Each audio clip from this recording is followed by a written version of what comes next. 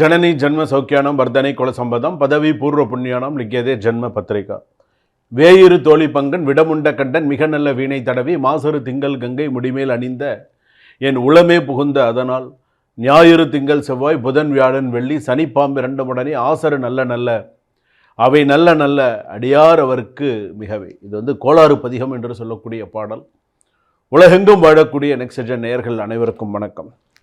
நான் உங்கள் doctor V Rajkumar Sivachariyar பேசுகிறேன். எல்லாரும் எப்படி இருக்கீங்க? நலமாக இருப்பீங்க நம்புகிறேன். பிறக்கின்ற தமிழ் புத்தாண்டு நமக்கு எப்படி இருக்குது? மிக முக்கியமான விஷயங்கள் இதெல்லாம். எல்லா ஆலயங்களிலும், சிவாலயங்களிலிருந்து சின்ன ஆலயமாக இருந்தாலும், ஒரு நகரில் ஒரு சின்ன ஒரு ஆலயம் இருக்குது அப்படின்னு சொன்னால், அந்த ஆலயத்தில் கூட பஞ்சாங்க படனம் என்று சொல்லக்கூடிய அன்றைய நாளில் பஞ்சாங்கம் வாசித்தல் அப்படிங்கிறது உண்டு. ஏன் அந்த பஞ்சாங்கம் வாசிக்கிறோன்னா, திதிவார யோகஸ்ட கரணம் ஜெய்வ, இன்றைக்கி என்ன திதி, இன்றைக்கி என்ன நட்சத்திரம், இன்றைக்கி என்ன ராசி, இன்றைக்கி என்ன கரணம், இன்றைக்கி என்ன யோகம் அப்படிங்கிறத ஒவ்வொரு மனிதனும் தெரிந்து கொள்ள வேண்டிய ஒரு விஷயம். இன்றைக்கி என்ன திதின்னு எனக்கு தெரியாதுங்களே அப்படின்னு சொல்லக்கூடாது. இன்றைக்கி என்ன நட்சத்திரமா என்ன நட்சத்திரமாக இருக்கும் தெரியலையே. காலையில் தூங்கி, அதாவது தினசரி கேலண்டரை வீட்டில் பார்க்குறீங்களா? எல்லார் வீட்டில் தேதி கிழிக்கிறத மட்டும் பார்க்கக்கூடாது. அன்றைக்கி என்ன நட்சத்திரம், அன்றைக்கி உங்களுடைய நட்சத்திரம் எதுவும் இருக்கா, அன்றைக்கி என்ன திதி, மேல் நோக்கு நாளா, சம நோக்கு நாளா, கீழ் நோக்கு நாளா, எப்படி இருக்குது, நம்ம இன்றைக்கி நீங்கள் என்ன செய்ய போகிறீங்க, அதுக்காக தான் இந்த கேலண்டர்லாம் கொடுக்கறது. சில பேர் வீட்டில் கேலண்டர்லாம் மாட்டிருப்பீங்களே, அந்த கேலண்டர்லேயே நிறைய இப்போ நல்ல விஷயங்கள்லாம் கேலண்டர்லேயே வந்துடுது. நல்ல நேரம், ராகுகால யமகண்டம்லாம். அப்போது இந்த ராசிக்கெல்லாம் நமக்கு எப்படி இருக்கும், 12 ராசிக்கு எப்படி இருக்கும், மேஷ ராசியிலேருந்து மீன ராசிக்கு எப்படி இருக்கும். மேஷ ராசிக்கு தான் இப்போ சித்திரை மாதம் மேஷ ராசிக்கு சூரியன் வரப்போகிறார்.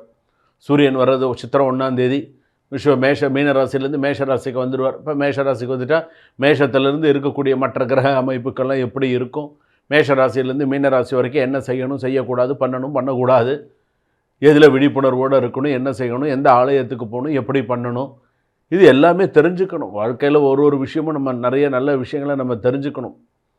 ஆன்மீகம் அப்படிங்கிறது சின்ன விஷயம் கிடையாது. உன் உடம்பே ஆலயம்னு சொல்லுவாங்க. நம்ம சுவாமி தெய்வ வழிபாடு, தெய்வ சிந்தனைகள், நிறைய இந்த மாதிரியான விஷயங்கள்லாம் இருக்குது. அதனால் இந்த பஞ்சாங்க படனம் அப்படிங்கிறது, இந்த ஜாதகம், இந்த நம்ம ராசி பலன் பார்க்குறது, இதெல்லாம் நம்ம வாழ்க்கையோட தொட்டு வந்தாச்சு. இன்றைக்கும் பாரம்பரியமாக பார்க்குறவங்கெல்லாம் இன்றைக்கும் நிறைய பேர் இருக்காங்க. இன்றைக்கும் வெத்தலை, பாக்கு, பழம், பூ தட்டில் எல்லாத்தையும் வச்சு எடுத்துகிட்டு போய் ஜாதகத்தோட இன்றைக்கும் குருக்கள்கிட்ட அதை ஒரு பூவோட ஒரு இதோடு கொடுப்பாங்க. சாமி பொண்ணுக்கு கல்யாணம் வரன்னு பார்க்குறேன், வெத்தலை, பாக்கு, பழம், பூ, மஞ்சள், பூ எல்லாமே வச்சு ஜாதகத்தை வச்சு தட்சணை வச்சு கொடுத்து இன்றைக்கும் பார்க்கக்கூடியவர்கள் நிறைய பேர் இருக்காங்க. ஸோ அந்த மாதிரி தான் பார்க்கணும். இன்றைக்கும் தொட்டு பாரம்பரியமாக இன்றைக்கும் இந்த ஜாதகம் பார்க்கறது, கிரகங்களை வைத்து எப்படி இருக்குது, என்ன கரெக்டாக ஐடென்டிஃபை பண்ணி கரெக்டாக சொல்லணும். அதுதான் இருக்குது. வாங்க வீடியோக்குள்ளே போகலாம். கடைசி வரைக்கும் வீடியோ ஸ்கிப் பண்ணாமல் பாருங்கள். அப்போ தான் இந்த வீடியோவில் சொல்லக்கூடிய எல்லா விஷயங்களும் தெரியும். துலாம் ராசி நேயர்களை, துலாம் ராசிக்கு எப்படி இருக்குது? சித்திர நட்சத்திரம் துலா ராசி, சுவாதி நட்சத்திரம் துலா ராசி, அதே போல் விசாக நட்சத்திரம் துலா ராசி.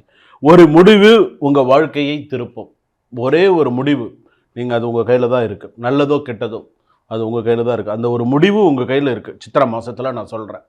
இந்த சித்திரை புத்தாண்டு, அதாவது இந்த தமிழ் புத்தாண்டு அப்படிங்கிறது அந்த சித்திரை மாதத்தில் உங்கள்கிட்ட நீங்கள் எடுக்கக்கூடிய அந்த ஒரு முடிவு உங்கள் கையில் இருக்குது. சுக்கிரன் ஆதிக்கம் உள்ள ராசி என்பதால் வசதி, அழகு, சமநிலை உங்களுக்கு முக்கியம். ஆனால் இந்த காலத்தில் முடிவு எடுக்காமல் ஒரு பெரிய பிரச்சனை. ஒரு முடிவு தைரியமாக எடுத்தால் வாழ்க்கை புதிய திசையை நோக்கி செல்லும். அதிர்ஷ்டம் உன்னை ஆதரிக்கும், ஆனால் தாமதம் செய்யாதே.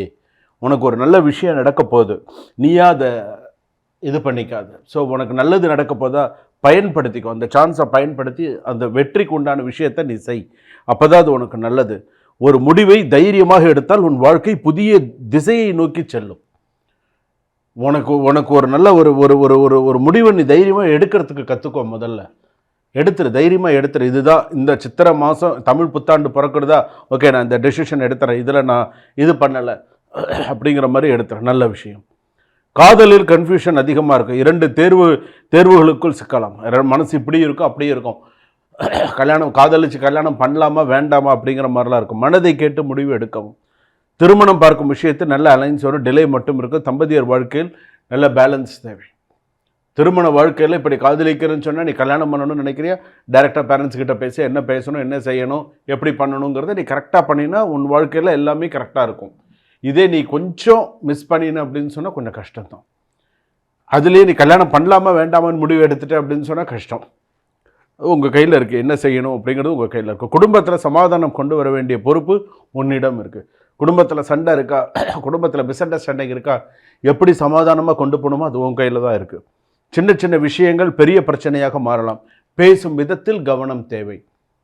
நான் சொல்கிற விஷயங்கள் எல்லாமே உங்களுக்கு புரிஞ்சிருக்கும்னு நினைக்கிறேன். ஜாபில் நல்ல க்ரோத் இருக்கும், நல்ல சான்சஸ் இருக்கும், புதிய ஆஃபர் அல்லது நல்ல ரோல் நல்ல சேஞ்சஸ் வரும். பிஸ்னஸில் நல்ல பார்ட்னர்ஷிப் விஷயத்துலலாம் நல்ல கவனத்தில் லீகல் பேப்பர்ஸ்லாம் சரி பார்த்து ப்ரொசீட் பண்ணணும். க்ரியேட்டிவ் ஃபீல்டில் இருப்பவர்களுக்கெல்லாம் நல்ல பெரிய வாய்ப்பு. சர்க்கரை, hormone imbalance, kidney related issues கவனமாக இருக்கவும் ஸ்ட்ரெஸ் கண்ட்ரோல் தேவை. ஸோ இதெல்லாம் இருக்குது. ஹார்மோன் பிரச்சனை இருக்குது, இம்பேலன்ஸு, கிட்னி ரிலேட்டடான இஷ்யூஸ்லாம் வரத்துக்கான வாய்ப்புகள் நிறையா இருக்குது. கவனமாக இருக்குது.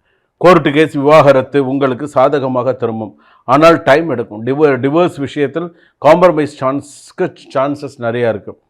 சில நேரங்களில் பெரியவங்களை சொல் பேச்சு, எல்டர்ஸ் பெரியவங்க பேச்சு கொஞ்சம் கேட்டு செய்கிறது நல்லது. பண வரவு நல்லா இருக்கும், ஆனால் லக்ஸரியாக செலவு செய்கிறத கொஞ்சம் குறைச்சிக்கோங்க. சேவிங்ஸ் மெயின்டைன் பண்ண தெரியல அப்படின்னு சொன்னால் லேட்டர் ப்ரெஷர் அதிகமாக இருக்கும். பின்னாடி பண விஷயத்துலலாம் ப்ரெஷர் அதிகமாக இருக்கும். என்ன செய்கிறது என்ன பண்ணுறதுங்கிற மாதிரி இருக்கும். வெள்ளிக்கிழமை மகாலட்சுமி வழிபாடு செய்யவும், அதே போல் வெந்நீரப்பூக்களில் நந்தியாவட்டை, மல்லிகைப்பூ, அந்த மாதிரி வெள்ளை சம்பந்தப்பட்ட புஷ்பங்களை வைத்து சுவாமிக்கு ஓம் ஸ்ரீ மகாலட்சுமி நமஹ என்ன ஜபம் செய்து மகாலட்சுமி வழிபாடு செய்வது, இதெல்லாம் உங்கள் ஜாதகப்படி உங்களுக்கு சிறப்பாக அமையும். ஒரு சில விஷயங்களில் துலாம் ராசி, சுவாதி நட்சத்திரம் துலா ராசி கடன் அதிகம், விசாக நட்சத்திரம் துலா ராசி கொஞ்சம் பேலன்ஸாக போகிறீங்க, இருந்தாலும் கொஞ்சம் பிரச்சனைகள் இருக்குது. சித்திர நட்சத்திரம் துலா ராசி இப்படியான்னு ரெண்டு மனசாக போயின்னு இருக்குது. அது ஒரு மனசாக கொண்டு வாங்க, கொஞ்சம் போராட்டங்கள் இருக்குது. டிஸ்கிரிப்ஷனில் நம்பருக்கு சுய ஜாதகத்தை ஒரு முறை பார்த்துக்கோங்க. சுபம்.